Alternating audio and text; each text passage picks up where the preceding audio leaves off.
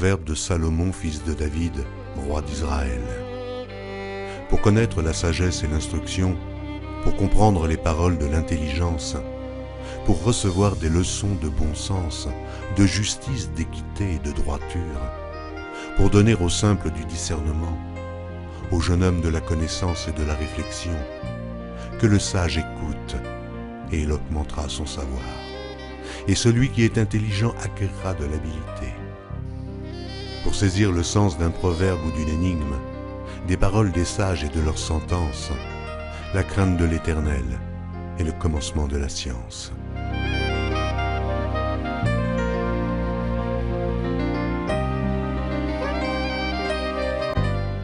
Les insensés méprisent la sagesse et l'instruction.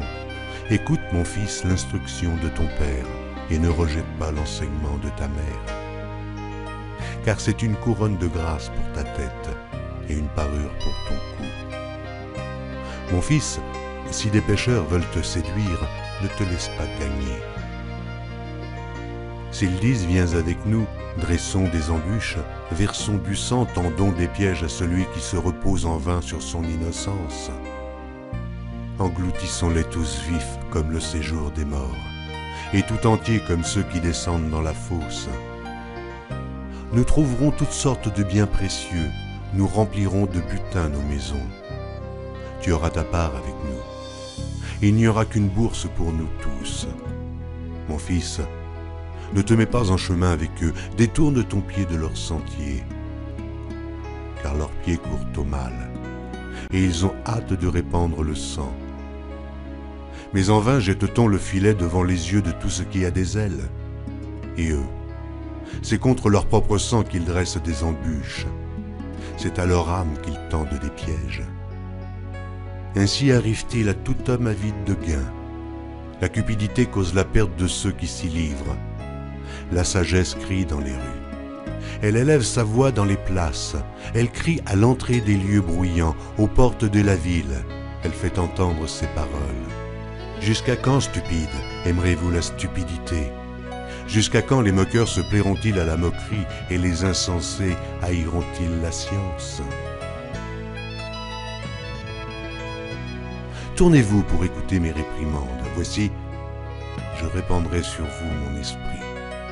Je vous ferai connaître mes paroles. Puisque j'appelle et que vous résistez, puisque j'étends ma main et que personne n'y prend garde, puisque vous rejetez tous mes conseils et que vous n'aimez pas mes réprimandes, moi aussi je rirai quand vous serez dans le malheur. Je me moquerai quand la terreur vous saisira. Quand la terreur vous saisira comme une tempête et que le malheur vous enveloppera comme un tourbillon, quand la détresse et l'angoisse fondront sur vous, alors ils m'appelleront et je ne répondrai pas.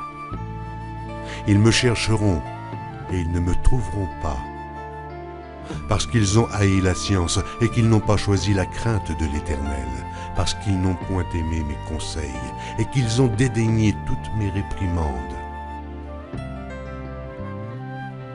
Ils se nourriront du fruit de leur voix, et ils se rassasieront de leurs propres conseils.